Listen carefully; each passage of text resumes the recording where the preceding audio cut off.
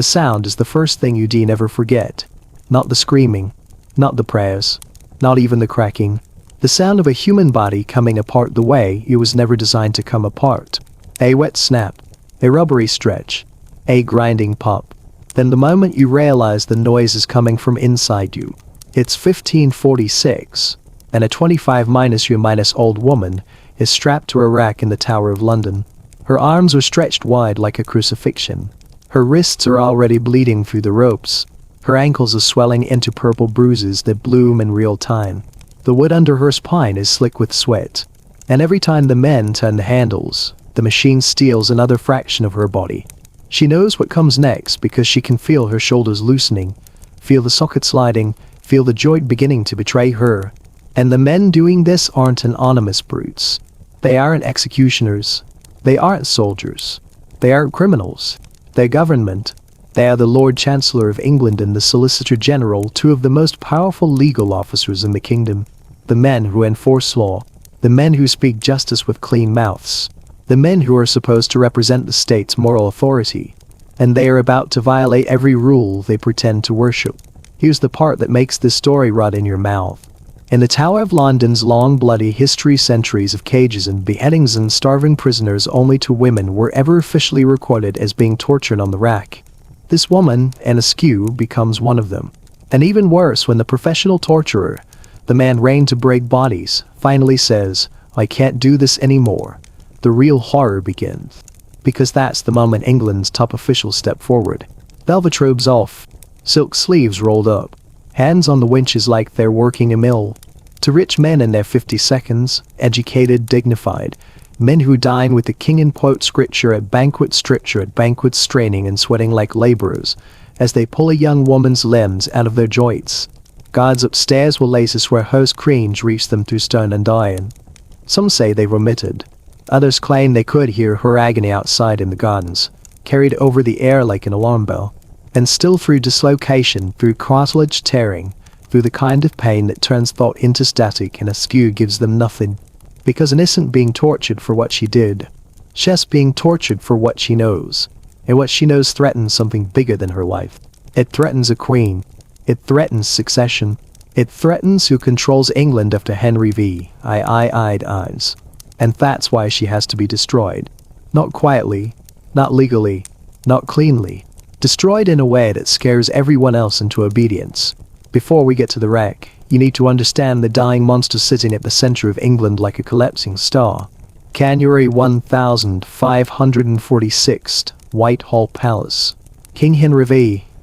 I sits on a reinforced throne because ordinary furniture can't hold him anymore. HES 54, but he looks decades older. HES enormous, nearly 400 pounds, maybe more. They've installed mechanisms to lift him onto horses because his body no longer belongs fully to him. His face is swollen. His skin is mottled with broken blood vessels. His eyes still burn with intelligence, but it's the smell people remember most. Henry has an ulcer on his leg that never healed.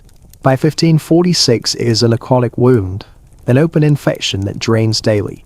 Courtiers describe the scent as sweet and rotten at the same time, like death wrapped in honey. Servants empty bowls of pus and decaying flesh like it's routine. And Henry's mind, sharp, paranoid, cruel, circles the same question again and again. Who will control England when I'm dead? His heir is Prince Edward, 9 years old. Bright, fragile, deeply religious. A child, which means whoever controls Edward controls the kingdom. And England is full of vultures.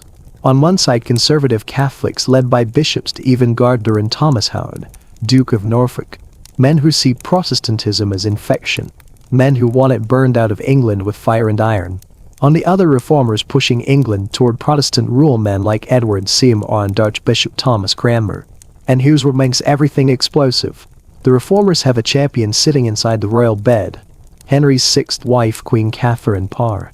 Catherine is everything Henry's other wives weren't at the end: calm, educated, competent. She nurses him. She soothes him. She debates theology with him in the evenings like an equal. But Catherine has a secret. She is quietly Protestant. Her private chambers are full of reform-minded women. Bible studies, translated texts, dangerous conversations behind closed doors. It's not just faith is political now. Faith decides who gets executed, and Gardner sees his chance. If he can prove Catherine is a heretic, she can be arrested, interrogated, executed, another queen destroyed, and England reorganized under Catholic power before Henry even cools in his grave. But conspiracies need evidence. They need names. They need confessions. They need a link between Catherine's household and heresy. So God and his men start hunting. They don't go after the queen first. That's too risky. They look for someone small, someone disposable, someone who can be crushed to create a chain of guilt, leading straight to Catherine Parr. And that's when they find Anne Askew. And is exactly the kind of person England's system was designed to silence. She's young, low-ranking nobility, female, intelligent, the kind of person who isn't supposed to have ideas beyond survival, and was born in 1521 in Lincolnshire. She should have lived a forgettable life. She was meant to marry, obey, have children, vanish quietly into history like most women of her time, but Anne had two problems. She could read, and she could think. By adolescence she'd studied scripture obsessively. She could quote the Bible with frightening precision. She could argue doctrine better than priests. And she rejected transpensation, the Catholic claim that communion bread and wine become literal flesh and blood. Two Catholics denying it was disagreement. It was treason against reality itself. Her family tried to fix her the usual way. Marriage. And a older sister had been promised to a wealthy Catholic landowner named Thomas Kine. Then, the sister died. So Anne was forced into what amounted to a replacement marriage, as if she were property filling a vacancy. She was only 15. Kine wanted a docile wife. He got a woman who refused Catholic rituals, questioned priests, argued scripture at meals, made neighbors uncomfortable, and treated religion like a battlefield of truth. Then she did something that humiliated him permanently. At church, in public, the priest offered communion. Anne refused it. "I will not worship bread," she said loud enough for everyone to hear. That was social suicide. That was asking to be destroyed. Kine threw her out. Literally. Servants dumped her on the road like waste. No money. No rights. No safety. A normal Tudor woman would have crawled back in shame. And didn't. She walked 120 miles to London. Alone. And when she arrived, she did something even more unthinkable. She started preaching. Not behind a curtain. Not in whispers. Openly. The Protestant underground in London instantly noticed her. He was a young woman who could quote scripture like a bishop and argue doctrine like a scholar. A woman brave enough to say what men only dared to think privately. And she started mixing with women connected to Queen Catherine Parr. High ladies. Court women. Names that mattered. Gardner didn't just see a heretic. He saw a fuse. In March 1545 she was arrested under the 6 Articles, a law that made denial of transpensation punishable by burning alive. They sent her to Bishop Edmund Bonner. Bloody Bonner. Amen experienced in breaking heretics. He questioned her for days and expected tears, fear, collapse. Instead, and made him look foolish. He asked trap questions. She answered with scripture. He demanded yes or no. She responded with theological precision. She didn't give him easy heresy. She danced on the edge without stepping off. Eventually, she was released, strings pulled by family. And England made the same mistake it always makes with rare people. They assumed the pressure had worked. They assumed she had learned. Anne went right back to preaching. By June 1546, Gardner stopped playing. This time he sent powerful men. Thomas W. Rayo, the SLEY, Lord Chancellor. Richard Rich, Solicitor General, the same Richard Rich whose lies had helped destroy Thomas More, and was arrested again. Dragged to Guildhall. Interrogated by the highest legal officers in England, like she was a military asset. W. Rayo, the SLEY, didn't care about doctrine. Doctrine was a tool. He wanted names. He wanted the Duchess of Suffolk, the Countess of Hertford, ladies connected to Catherine Parr. He wanted a confession that would let him put a queen on trial, and gave him nothing. Not denial, not admission, just a calm, immovable refusal to betray anyone. And W. Rayo, the SLEY, snapped. "You leave us no choice," he said. "We have methods that will loosen your tongue." And looked at him and said something that probably chilled the room. "I pray God strengthen me in his truth." That was when they decided to do the unthinkable. They sent her to the Tower. And they ordered the rack. The rack is simple. That's what makes it evil. A wooden frame, rollers at each end, your wrists tied to one, your ankles tied to the other, and then the crank turns. At first it's pressure, then strain, then your body starts speaking a language older than your mind, panic signals, terror. Pain so huge it becomes physics. Your shoulders often go first, the ball joint slips, then pops, then the socket gives up completely. Victims later described feeling now arms grow longer, hips stare, spines stretch, ribs separate. It is a machine built to turn anatomy into surrender. When Anne was brought in, Tower officials knew this wasn't right. There was no royal warrant, and women were almost never racked because even the Tudor system understood the scandal it created. Sir Anthony K. N.Y. Vet, lieutenant of the Tower, protested. He told them to stop. W. Rio the SLEY exploded. He invoked authority like a weapon. And K.N.Y. Vet refused again. That's when the Lord Chancellor and Richard Rich did something that stains English history permanently. They took over. They turned the wreck themselves. And later wrote that they took pains to stretch her like laborers working hard. Like this was craftsmanship. Like they were proud. They went farther than the professional torture it aired. And when Anne passed out, they revived her with cold water. Then they kept turning. Then they asked again. Names. Names. Names. And whispered through ruined breath. I know nothing. Hours passed. Finally K.N.Y. Vet left the chamber and ran straight to King Henry VI. By risking his own death by defying men above him. When Henry heard what was happening, even Henry was stunned. Not because he was merciful, but because law mattered to him. Even brutality had procedures. Even tyranny had paperwork. He ordered it stopped immediately. And he pardoned K.N.Y. Vet for disobedience. But by the time the order reached the torture room, it was too late. Anne Askew's body was destroyed. She cowled and stand, cowled and walk, cowled and hold herself upright. They carried her like broken furniture back to her cell. And still W. Real, the SLEY sat there afterward, beside her mangled body, trying to squeeze names out of what was left. She gave him nothing. And that's when her silence became more dangerous than any sermon. Because she didn't just resist them, she defeated them. Guy Diner's plot against Queen Catherine Parr needed Anne to break. Without her confession, he had no chain to drag the Queen down. So, Anne did the one thing the government fears more than shouting. She stayed unannounced, and that meant the only solution left was to erase her. On July 16, 1546, they took her to Smithfield. The standard ritual demanded prisoners walk to their own deaths. Anne cowled. She was carried in a chair. When the crowd saw her young, ruined, unable to stand, the atmosphere changed. People came for spectacle. They got something else. They got visible proof of torture. Proof that the state had broken a woman before burning her. At the stake they chained her upright because her body wouldn't hold itself together. A priest offered her a pardon if she recanted. And looked at him and said, clear enough for the crowd to hear, I came not hither to deny my lord and master. And then they lit the fire. They had tied a bag of gunpowder to her body, sometimes used as mercy, a faster death. Smoke rose first, then flame. Anne stayed silent until the end. No begging, no collapse into the role they wanted her to play. And when it was done, England should have forgotten her. That was the point.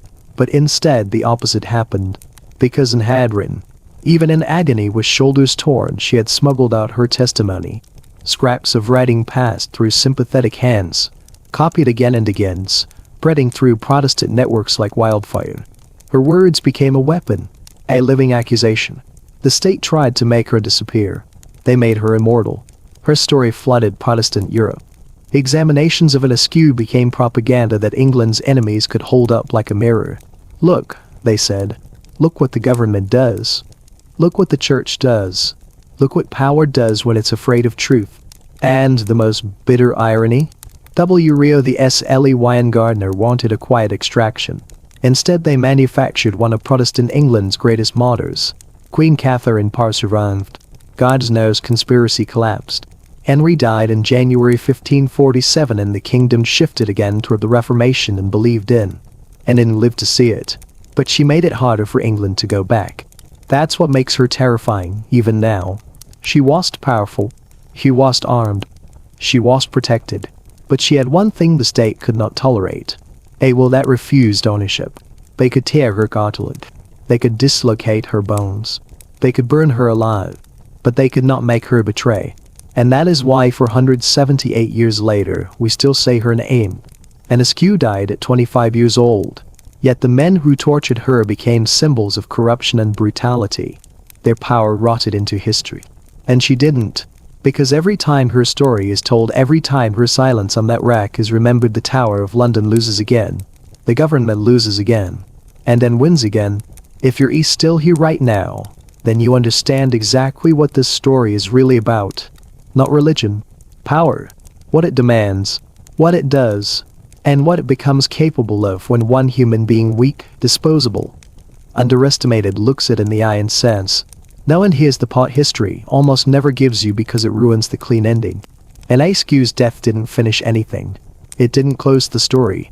It opened a wound that England spent the next century trying to cover up with sermons, laws, and fresh bodies. Because when a government tortures a 25-year-old woman so publicly that half of London hears her screaming through stone, it doesn't just kill a person. It teaches everyone watching a lesson. And not the lesson the government wanted. They thought the lesson would be obey. But what England learned instead was they're afraid. They're afraid enough to break their own laws. Afraid enough to touch the wreck with their own hands. Afraid enough to turn a woman's body into a political instrument. That kind of fear is contagious. And it spreads faster than loyalty. Within days, Anne's words were already moving through the city like contraband fire. Hand-copied pages. Smuggled fragments. Quotes whispered in kitchens and taverns. And the more the authorities tried to crush it, the more people listened because the story was too perfect to ignore. A young woman. A broken body. Two powerful men personally torturing her. And still she wouldn't talk. That kind of silence is not just defiance. It's a weapon. It makes the torturer look weak. And weakness is the only thing tyranny can't afford to display. So Rio the SLEY and Gardner did what governments always do when they realize they've created a symbol they can't control. They tried to erase her. Not by denying she existed. By controlling how she was remembered. They wanted her reduced to one word: heretic. Not scholar. Not martyr. Not political target. Not inconvenient truth. Just criminal. Just deviant. Just burned for wrongdoing. But propaganda doesn't work when the victim leaves receipts. And had written her own record. In pain so extreme she couldn't hold her head upright, she still dragged ink across paper and named her torturers. She described the moment they removed their official robes and became labors of cruelty. And once those writings escaped, England's story changed. Because now the brutality had names. Not faceless cruelty. Not vague medieval violence. Names you could say out loud. Thomas W. Rio the SLEY. Richard Rich. And when names attach to cruelty, the cruelty becomes political. Now here's what most people don't realize: Anne's silence didn't only save herself from breaking. It very likely saved Queen Catherine Parr. Because Gardner's plot was almost finished. Catherine had been careless to brave to educated to outspoken. She openly debated religion with Henry VII himself. And Henry rotten-legged paranoid. Enraged by his own dying body, was not a man you could safely challenge. Gardner had already prepared the trap. A warrant was drawn up for Catherine's arrest. The plan was simple: accuse her of heresy, extract enough evidence, send her to the Tower, and make her disappear the way queens disappear in Tudor England.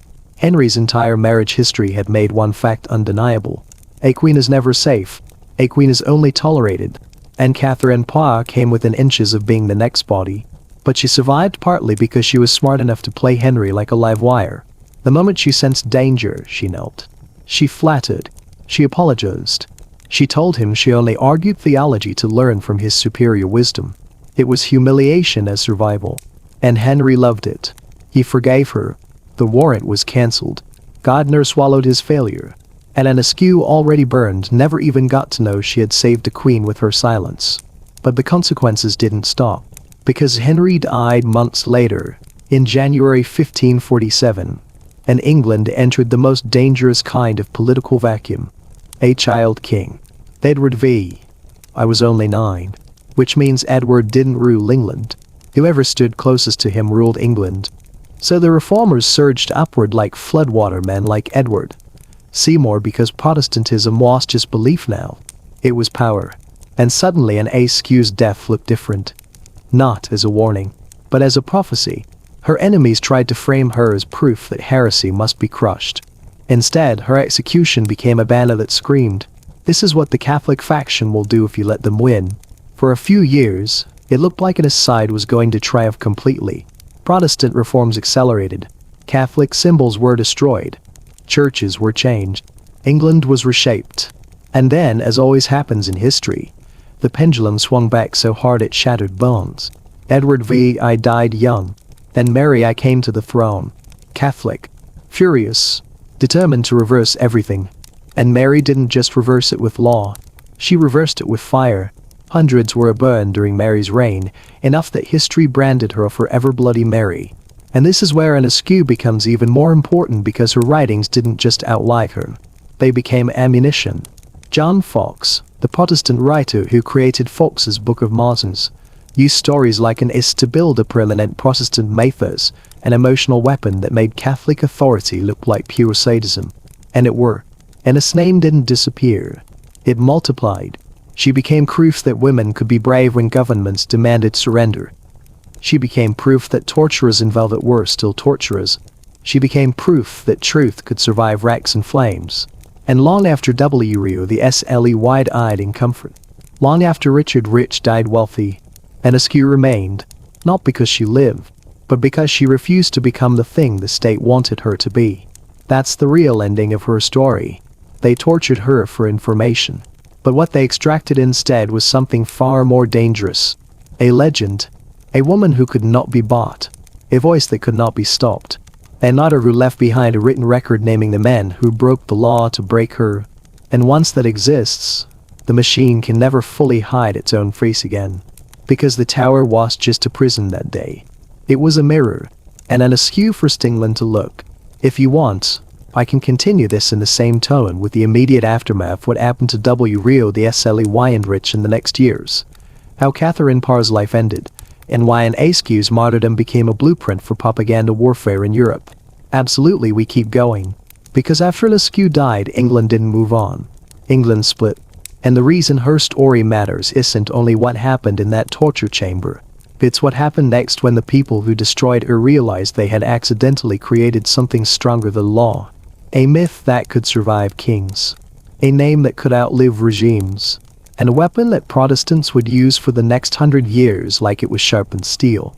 Within weeks of Anne's execution, London was already infected with the story. The authorities tried to contain it the way governments always try to contain disasters by controlling the official narrative. Drowning the private truth under public certainty. They called her a heretic. They called her stubborn. They called her insane with pride. They wanted the public to remember her as a warning. But the problem was, the public wasn't hearing the story from priests. They were hearing it from paper. Handwritten copies of her testimony. Smuggled leaflets. Pages copied in private rooms by candlelight, then folded, hidden, passed to the next set of hands like contraband scripture. And because it was written in her own voice, not an enemy's summary, not a court record, not a historian's cold paraphrase, it felt alive. It sounded like a real human being. A woman describing her own pain. A woman naming names. A woman telling you directly that England's highest legal officers put their hands on torture handles and did the work themselves. That detail was poison. Because it meant the brutality was a medieval accident. It was the times. It was how justice worked. It was choice. It was policy. It was fear in silk robes. And the men who had done it realized they were in danger. Not legal danger. They were untouchable. They were in something worse. Moral danger. The kind that changes history after you're dead. Thomas W. Rio the SLE, the Lord Chancellor, the man who rolled up his sleeves and dragged her, had done it because he believed the monarchy required absolute obedience. A state cannot allow conscience. Conscience is a rival king living inside the body. And in Askew's whole existence was a declaration that England had already lost that war. Because she proved that conscience could survive the rack. So W. Rio the SLE did what men like him always do when they realize something cannot be controlled. He escalated. The faction around Bishop Stephen Garber didn't just want Protestants punished anymore. They wanted Protestantism strangled before Henry died. because they knew exactly what would happen once Henry was gone. A child would inherit the throne, and a child could be seized. A child could be guided. A child could be ruled through. So they tried to finish the job early. If they could take down Queen Catherine Parr while Henry still lived, they could throw the reformers into panic, fracture the Protestant network at court, and position the Catholic faction as the stability England would need after the king's death. And his confession was supposed to be the dagger into Catherine Parr's ribs. But it didn't break, so the dagger stayed sheathed, and the conspiracy died of starvation. The irony is that W. Rio, the Sley and Gardner were so close to winning that historians still argue whether it was divine providence or simply Catherine Parr's political instinct that saved her. Because at some point, Catherine learned the truth. A warrant had been prepared. Her arrest was coming. The Tower was waiting for her. She could have tried to fight. Instead, she did something smarter. She did the most brutal thing a queen can do to survive. She humiliated herself. She walked straight to Henry, this diseased monster of a man who had executed wives like he was printing flowers, and she framed her own beliefs as weakness. She told him her theological arguments had never been confidence, never conviction, only female foolishness, only a desire to learn from his wisdom. She made herself smaller than him. She made herself safe. And Henry, who was rotting, unparanoid and desperate to feel like God's chosen ruler, loved it. The warrant was pulled back. Gardner lost. W. Rio, the Sley, fumed. Anne Askew was already ashes. But her sacrifice had accomplished exactly what torture was designed to prevent. It had preserved a network. And networks are what survive transitions of power. Then Henry V. died in January 1547. And suddenly the entire court became a feeding frenzy. Because when Henry lived, he was the gravity that held England together. When Henry died, England became weightless. And in weightlessness, the strongest predator wins. Edward VI, the 9-year-old king, became the most valuable object in the country. Not because he ruled, but because whoever controlled him could sign laws in his name, shape the church, appoint bishops, seize wealth, and restructure the nation while pretending it was the boy's will. And who reached him first? Not the Catholics, the reformers. Edward Seymour became Lord Protector, and overnight, England accelerated into Protestant reform like a cart rolling downhill with no brakes. Catholic rituals were stripped away. Churches were gutted of icons. The old religion was treated like infection. And Anne Askew, once burned as a criminal, was quietly reclassified in Protestant memory as something else. A martyr, not in the soft sense, in the political sense. A woman whose death could be turned into fuel. Because the reformers understood something terrifyingly modern. You don't win ideological wars with truth alone. You win them with emotion, with symbols, with stories that stick in the body. Anne became the perfect story. A young woman, tortured illegally, refusing to betray others, burned while physically broken beyond standing. Her story could be repeated to every Protestant in England and used to shape how they viewed the Catholic faction forever. And it worked. Even during Edward's reign, Anne Askew's writings didn't just circulate, they became sacred Protestant objects. Not scripture but close. A proof that suffering meant holiness. That state violence meant the state was wrong. It made Protestant identity stronger. But history is never kind enough to let it end there. Edward V. That was sickly. And everyone knew it. And everyone knew what came next. Mary Tudor. Catholic. And if Mary took the throne, the Protestants who had risen under Edward would be hunted down like wolves. When Edward died in 1553, the reformers tried to stop Mary by crowning Lady Jane Grey. A desperate move. A paper crown. A political panic attack. It lasted 9 days. Mary crushed it. And then the real terror began. Mary's reign became one of the most brutal religious purges in English history. Hundreds of Protestants burned at the stake. And the Catholic authorities tried to make those burnings do what Anne Askew's burning had failed to do. To teach obedience. But again, fire does not always teach the lesson kings want. Because what Mary created was not compliance. It was memory. An memory of bodies burning in public. A memory that Protestants weaponized with genius cruelty. This is where Anne Askew truly becomes immortal. Because decades later, a Protestant writer named John Foxe publishes Acts and Monuments, what we now call Foxe's Book of Martyrs. And Foxe doesn't just tell stories. He manufactures national identity. He makes Protestant suffering into England's sacred history. And Anne Askew becomes one of his crown jewels. Her testimony, her torture, her pain, all of it becomes propaganda, polished into a narrative designed to ensure that even if England ever drifted back toward Catholicism, the people would feel it as a betrayal, not of theology, of blood, of pain, of our martyrs. Anne Askew stopped being a woman. She became a warning system embedded inside English culture. And this is the long tale of her death. Even when Elizabeth I later stabilized Protestant England, even when Catholicism was suppressed, even when time passed and new generations rose, the story stayed. And the Catholic faith in England never again became merely religion. It became suspect, foreign, cruel, a threat, not because of doctrine, because of stories like Anne Askew. So if you want the most brutal truth of all, it's this. Rio. The Sley and Rich didn't just torture Anne Askew. They helped forge the psychological foundation for Protestant England. They carved her body apart, and in doing so, carved England into a new shape. That's why her story is bigger than the tower. Because the rack didn't just tear ligaments. It tore a country. And the rep never fully healed. Yes, and here's where it gets even darker. Because Anne Askew didn't just become a martyr. She became a tool. Not for the men who killed her, they lost control of her story the moment her words left the tower. But for the men who claimed to honor her.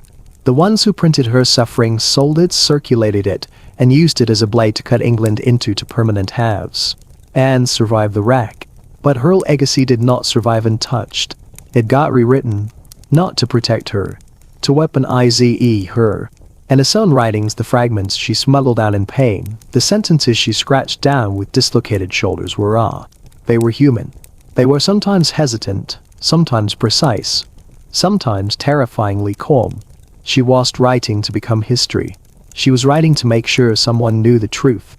But when those pages reached Protestant hands outside the tower, they didn't stay raw for long. Because Protestant England had something Mary's regime never fully understood. A propaganda engine. And Anne was exactly the kind of story that propaganda loves most. Young, female, brilliant, broken, silent under torture, burned alive, and most importantly testifying against power. That last part is crucial, because the Reformation wasn't only a religious conflict. It was a battle over who gets to define truth. Priests, kings, councils, or the individual soul with the Bible. Anne Askew embodied the reformers' most dangerous claim that truth could live inside one person and resist the entire state. So, they took her story and they sharpened it. They removed anything messy, anything inconvenient, anything too human. They polished her until she was no longer Anne, the complex and deeply intelligent woman. She became Anne, the symbol. And symbols don't get to be complicated. That process began almost immediately after her death. Because copies of her testimony circulated in Protestant circles, and then they reached a man named John Bale. Bale was not a neutral editor. He wasn't even close. He was a Protestant fanatic, brilliant, relentless, venomous toward Catholicism. And he understood something that modern media influencers understand instantly. People don't remember facts. They remember a story that makes them feel something sharp. So Bale took in his writings, edited them, packaged them, framed them, and published them like ammunition. He didn't have to invent her suffering. England had already done the suffering part. All Bale had to do was turn it into a narrative that could infect minds. And he did. He built it into a Protestant saint. And he made sure the reader understood the real villain wasn't merely a few bad men. It was Catholicism itself. Not corruption. Not political desperation. Not factional power struggles. Catholicism. The entire religion became the monster in the story. That shift mattered more than anyone realized at the time. Because once you frame your enemy as evil by nature, you can justify anything against them later. And later came quickly. We talked about Edward I taking the throne in 1547 and England accelerating into Protestant reform. But Edward was dying. Everybody knew. The boy king coughed blood and shrank into himself. And while England pretended he'd live, the adults were already placing bets on who would survive the transition. Because the next monarch would decide one thing above all. Which side gets to kill the other legally. Edward dies in 1553. Mary takes the crown. And England enters a period Protestants will never stop calling with deliberate exaggeration and deliberate power a reign of blood. Larry Burns Protestants. Not a few, not symbolically, hundreds. And to Mary's supporters this is justice. Restoration. God's order returning. But to Protestants, it confirms everything in Askew's writings had already planted into the English imagination. That Catholic authority does not correct. It destroys. And the more Mary burns, the more Protestants treat every burned body as another Anne. Another proof. Another relic. Another story to repeat until it becomes identity. This is when Anne Askew stops being a martyr and becomes a pattern, a template. So when Elizabeth I takes the throne in 1558 and Protestantism returns, something vital has changed. It's not just that Protestants now hold state power again. It's that Protestants now hold a memory-based weapon. A collective trauma they can point to whenever Catholicism looks like it might return. So they don't just establish Protestant religion. They build a nation around the fear of Catholic power. And in that new nation, Anne Askew becomes something like a ghost in the walls. Not remembered softly, remembered as evidence. And then comes the moment that permanently locks her story into the bloodstream of English culture. Eamon Nairn Jean Fox publishes Accent Monuments, better known as Fox's Book of Martyrs. This book is one of the most important propaganda texts in English history, not because it's accurate, because it's effective. Fox collects martyr stories like a man building a religion out of pain, and he makes sure these stories are not optional reading. In some places, Fox's book is placed in churches, not hidden in libraries, not reserved for scholars, placed in public space, so ordinary English people can flip through pages and see what Catholic power does to bodies. And Askew appears there, again, this time not as a woman, as a foundational myth. And from this point on, England does something terrifyingly consistent. It uses an Askew's suffering to justify its own future cruelty. Because once Protestants believe Catholicism equals torture and burning, then Catholic people become suspicious by nature, dangerous by nature, disloyal by nature. You can see the chain reaction. And Askew marries Burning's Fox's book National Paranoia. And then, paranoia becomes policy. The next century is full of anti-Catholic laws and suspicion. Catholics are watched, restricted, fined, treated like a disease inside the state. And then in 1605, the gunpowder plot explodes into history, an attempted Catholic conspiracy to blow up Parliament. Protestants use as proof they were right all along. And when they need emotional fuel, they don't cite laws. They cite martyrs. And Askew is part of the emotional infrastructure that makes England incapable of trusting Catholicism ever again. Even centuries later, even when theology becomes irrelevant, even when religion fades, the fear stays. Because fear is inherited easier than belief. So here is the real ending of Anne Askew's story. Anne Askew died on July 16, 1546. But what she died as, and what she was later turned into, are two different things. She died as a 25-year-old woman refusing to betray others. She died with her joints ruined by illegal torture. She died facing fire with a will that would not yield. But she lived on as something else. They weaponize memory, a national myth, a propaganda engine, and her greatest victory is also her darkest tragedy. Her torturers cowed and silenced her, but her supporters didn't truly preserve her either. They reused her, they printed her pain, they turned her suffering into a tool that helped justify centuries of hatred. And Askew proved something almost unbearable. That power can break your body, but it cannot guarantee control of what your story becomes afterward. Because once you become a martyr, you stop belonging to yourself. You belong to whoever can tell your story the loudest. And England told it loudly. For generations. Absolutely, we keep going. Because the cruelest part of Anne Askew's story is in the rack. It's what happened after her voice escaped the tower. Because once her words got out and stopped being a prisoner and became a contagion, not the kind that makes you sick, the kind that makes governments panic, the kind that makes kings and bishops realize too late that burning a person is easy, but burning an idea is almost impossible. And his body died at Smithfield. But what she left behind didn't die. It multiplied, quietly at first. A page copied by candlelight. A paragraph written by hand because ink was cheaper than fear. A letter carried in a coat lining. A folded sheet passed under a tavern table. It spread the way dangerous truth always spreads, person by person, mouth to ear, hand to hand, until one day you wake up and realize the thing you tried to suppress is now everywhere. And the man who did this to Herd W. Rio the Sley Rich Gardner, Bonner, they understood something immediately. They hadn't just failed. They had created the worst possible outcome, because Anne Askew's writings weren't rumors. They weren't allegations. They weren't Catholic whispers accusing Protestants, or Protestant whispers accusing Catholics. They were first-person testimony. She didn't say, "I heard they tortured women." She didn't say, "Some say the Lord Chancellor was cruel." She said, "He did it. With his own hands." And England had never seen anything like that. A woman with no title, no army, no allies in the Privy Council, forcing the most powerful legal officers in the realm to live forever inside her narrative. That is what makes her story so lethal. Because Anne didn't just resist them in the torture chamber. She turned them into villains in public memory. And powerful men can accept almost anything, except humiliation. So after Smithfield, they tried to contain the damage. They cowed and bring her back. But they could try to control how she would be remembered. So they moved fast. They pressured printers. They searched homes. They interrogated anyone suspected of copying her words. They threatened Protestant circles. They treated paper like contraband.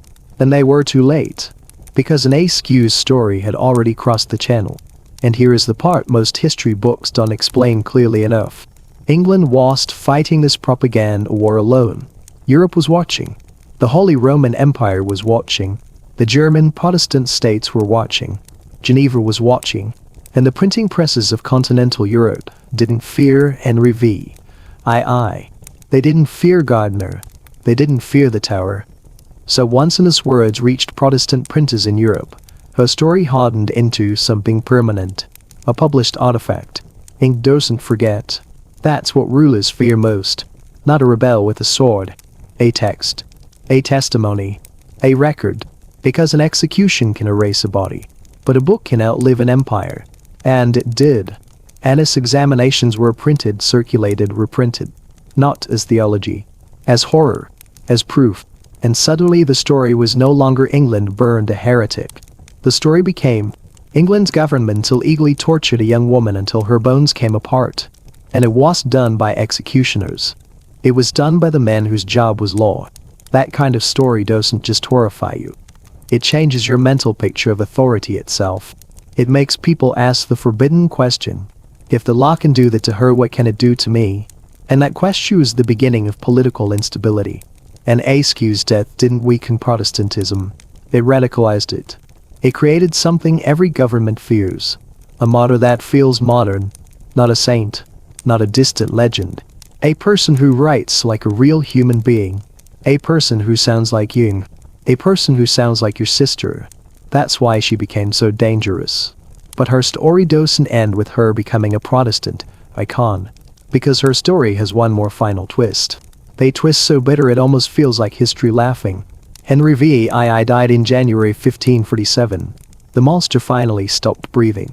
The leg ulcer stopped stinking. The daily pus finally ended. The men who had built their careers on controlling the king's fear now had a new problem. A child king. Edward VI was 9 years old. Then England didn't become calmer. It became worse. Because now the throne was held by a violent adult who could crush both sides whenever he felt like it. It was held by a boy. And boys don't rule. Factions rule through boys. So suddenly the country's future depended on who could seize the steering wheel first. And the Protestant faction surged forward. Not gently. Not diplomatically. Like men who know they might not get another chance in their lifetime. They accelerated the Reformation hard. They rewrote liturgy. They cracked down on Catholic practice. They stripped altars. They dismantled rituals. They turned reform into an entire social revolution. And this is where Anne Askew's influence becomes almost haunting. Because her death was still fresh. Her pain was still circulating. Her words were still being read aloud in rooms full of trembling people. She had become the perfect political fuel. Proof of what happens when Catholics gain power. So Protestant leaders didn't just want reform. They wanted insurance. They wanted a future where what happened to Anne could never happen again. And the only way to guarantee that was not tolerance. It was dominance. They wanted the same thing their enemies wanted. Total victory. This is the great tragedy of martyrdom. Martyrs inspire courage, but they also inspire revenge. Because once people have seen the state tear a woman apart, they don't beg for balance. They start dreaming about control. And for a few years Protestant England got what it wanted. Until Edward got sick. Terminally sick. And the men around him began to panic again. Because Edward had an older sister. Mary, a Catholic. And everyone knew what that meant. If Mary became queen, the men who had pushed reform, the men who had profited from dissolved monasteries, the men who had torn down Catholicism, they would be accused of heresy, treason, sacrilege. Some of them would die. So they tried to block her succession. They tried to install Lady Jane Grey, a Protestant teenager. A pawn. A desperate move. It failed. Mary took the throne. And then the pendulum swung back. Hardened now England learned something that would permanently scar its identity. That state power can change hands. But cruelty doesn't disappear. It just changes uniforms. Mary began burning Protestants. Hundreds. Publicly. And Protestants already trained by Anne Askew's story did exactly what you'd expect. They made the fires sacred. They collected names. They wrote testimonies. They built narratives. They turned Mary into a monster in cultural memory. Bloody Mary. Even now, centuries later. That title still sticks to her like tar. Anne Askew. And became the beginning of the chain. The first major female martyr of the English Reformation. The one whose torture felt so obscene, it even hardened observers couldn't stomach it. So whenever Mary's fires lit up Smithfield again, Protestants didn't just see victims. They saw echoes. They saw Anne. And then the final irony, the darkest one of all. Elizabeth took power after Mary. Elizabeth restored Protestantism. And Protestant England, now terrified of Catholic return, began doing what every terrified regime does. They started crushing Catholic dissent. Now Catholics were watched, punished, restricted, executed in some cases. Not for theology, for loyalty. And Anne Askew's story, which began as a woman refusing to betray people, became part of the machinery that justified a nation built on fear of the other side. That is what history does. It takes suffering. It turns it into identity. It turns identity into politics. And then politics finds new victims. So it's the real ending of Anne Askew. It's not her death. Her real ending is this. Anne Askew became a ghost that haunted England into becoming the kind of country that could never again be spiritually united. Because after her, England no longer argued about doctrine the way scholars argue. They argued like survivors argue. Like wounded people argue. Like people who have seen what the other side will do when they have power. And once a society reaches that point, it never fully goes back. So if you zoom out far enough to see the full shape of it, Anne Askew didn't just die in fire. She became one of the sparks that helped light a century. A century of forced conversions, executions, civil fear, paranoia, factional violence. Not always with rags, not always with stakes, but always with power insisting it has the right to control the soul, and refused. They broke her body, and they turned her into a warning. But the warning was heard by everyone, including the people who would later become oppressors themselves. Because martyr stories don't just teach people how to endure. They teach them who to hate. And that is the part no one wants to admit. Because Anne Askew's story doesn't end at Smithfield. That's only where her body ended. What follows is the part history tries to whisper, because it forces you to admit something uncomfortable. The state didn't just torture Anne. It accidentally made her immortal. After the fire went out, the ash cooled, the crowd dispersed, and her broken remains were pulled down from the stake. The authorities assumed the problem was solved. That's what governments always assume. Kill the person, end the problem. But Anne wasn't a normal prisoner, and had done the one thing power cannot tolerate. She recorded. She left paper behind. And within weeks, her words were traveling faster than any official could chase them. You have to picture it correctly. This wasn't modern social media. This was 1546. England is still half medieval in how people think and live. Most people cannot read. And yet, Anne's testimony spreads anyway, because books aren't how it spread. People were. A merchant carries a copy folded into cloth. A servant memorizes lines and recites them to others. A preacher reads it aloud, slowly, to a room so silent you can hear breathing. And every time her words were spoken out loud, they did something the rat calded do.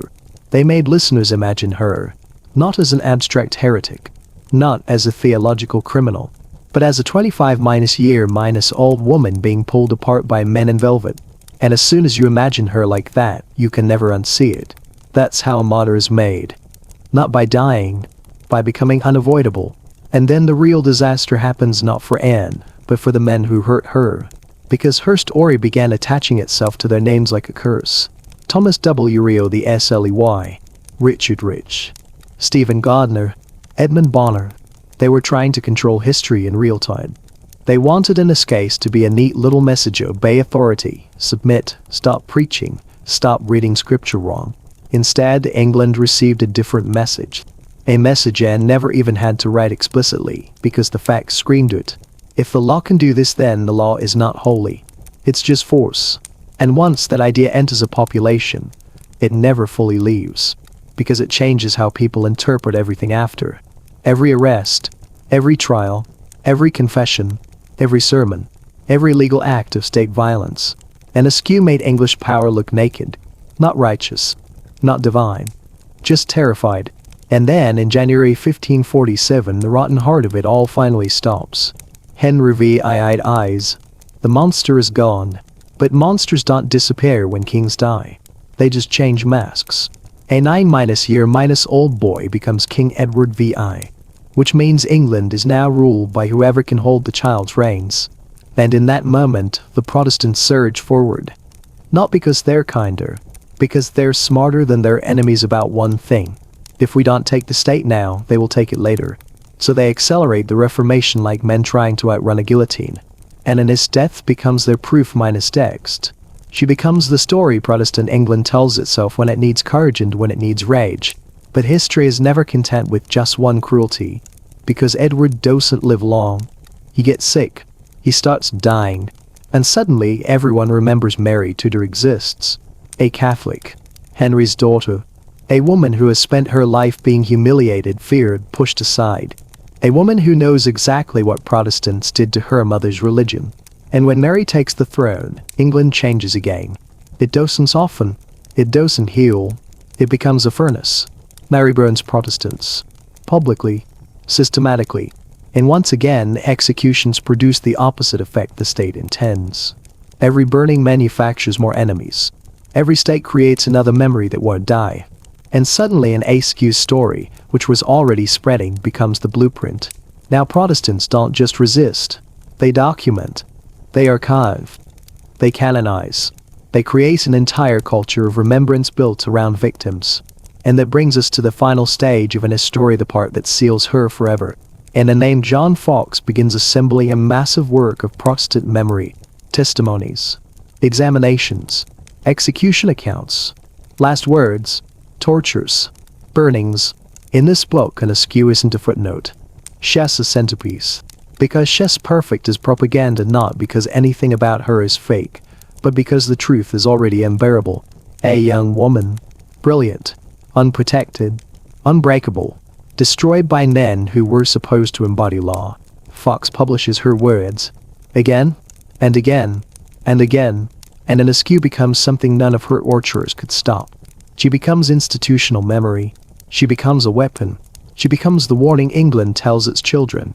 This is what happens when the wrong side gets power. And then, because history loves irony more than justice, Elizabeth takes the throne. Protestant again. The burning stop. But the fear doesn't. Because now Protestants have the government. And they're terrified of losing it. So they begin doing what fearful regimes always do. Surveillance. Arrests. Executions. Control. And Catholic England now becomes the threat. The enemy within. The danger. So in the end, Anne's suffering becomes the fuel that helps harden England into something new. A country that will never again have a single faith. A country that permanently associates religious difference with political danger. A country that learns to treat belief as treason. That's and its real legacy. Not just courage, not just martyrdom, not just inspiration, but the creation of a new kind of national paranoia, one built on burned bodies and remembered screams. And Anne remains inside it like a ghost no one can exorcise her. Because even centuries later, her words are still there. Still readable. Still direct. Still humiliating to the men who tried to erase her. Now let's end where the story deserves to end. Anne Askew was born on July 16, 1546. She was 25 years old. But the remarkable part isn't that she died. Millions have died under states. The remarkable part is what she refused to do while she was alive. She refused to betray other women. Women who would have been dragged into the tower next. Women who would have been torn apart next. Women whose names would have become ash. And she refused even when the rack turned her skeleton into a broken machine. She didn't win by surviving. She won by denying them the only victory they truly wanted. Obedience. Not her submission. And they never got it. So if you ever want a clean sentence that defines Anne Askew, the final line of her story, it's this. They proved they could break her body. And she proved they still called on her. That's why her name survived. That's why her torturers are remembered as monsters. That's why her story still burns 478 years later. Because the last thing Anne Askew ever did was teach power a lesson it never learns willingly. You can terrorize a person into silence. But if even one sentence escapes, you may have just created something far more dangerous than rebellion. You may have created memory. And memory is the one enemy every empire eventually loses to.